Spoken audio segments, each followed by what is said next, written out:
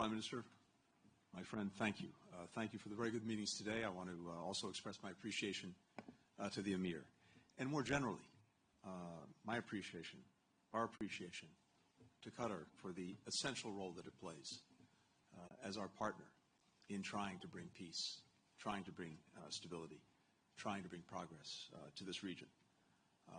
Qatar's played an indispensable role in the work to bring the hostages home, to end the war, and to chart a better future for people in Gaza. And I have to say as well, the Prime Minister personally has spared no effort to work to bring the hostages home in his role as a mediator.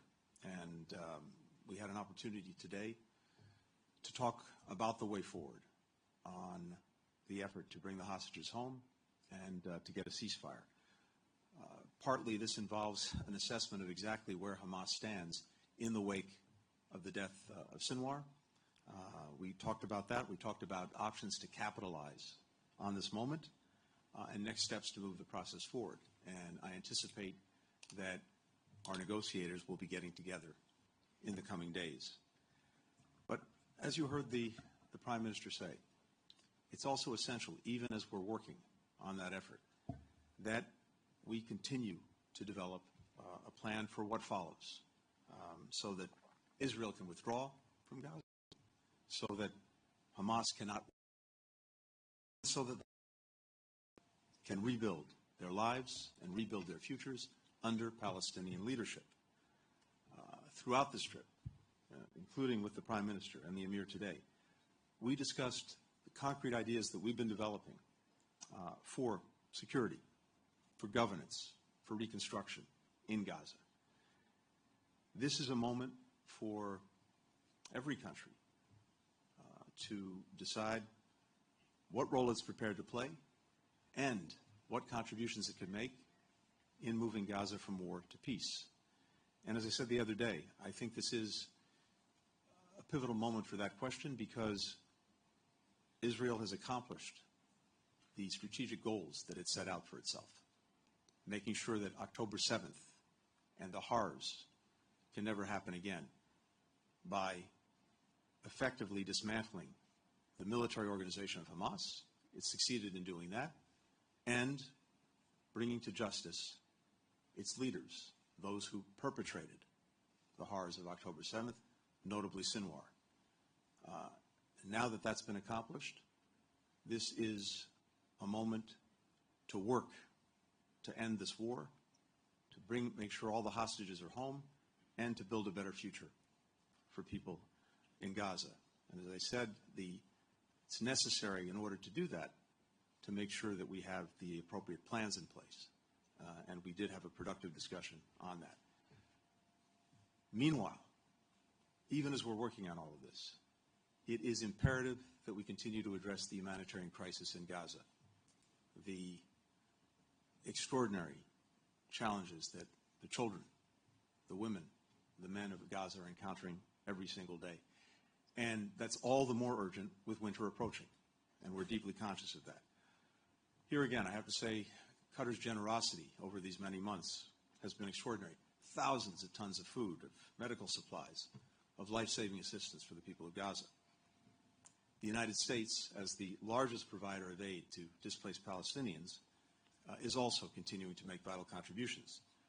Today we're announcing an additional $135 million in humanitarian assistance, water, sanitation, maternal health for Palestinians in Gaza, in the West Bank, as well as in the region. And I would note that since October 7th of last year, our humanitarian assistance by the United States now totals more than $1.2 billion. But we all know that it's not enough to provide funding.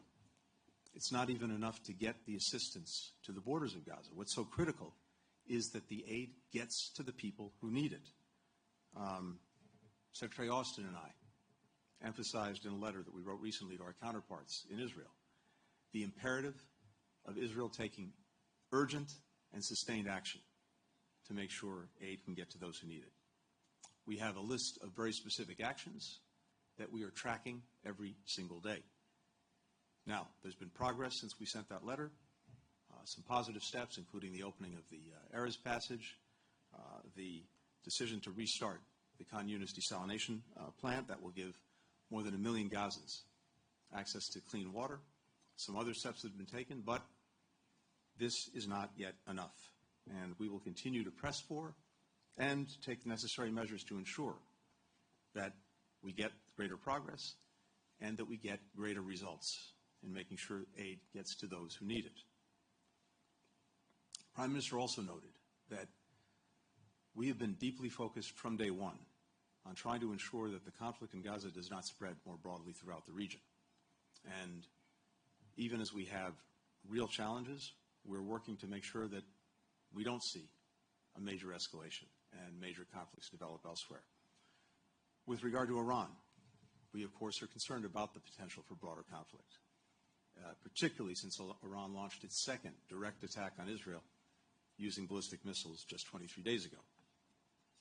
The United States supports Israel's right to defend itself, and we've been in close coordination with Israel on what is necessary to deter further aggression from Iran and to ensure that any response does not lead to an endless cycle of escalation.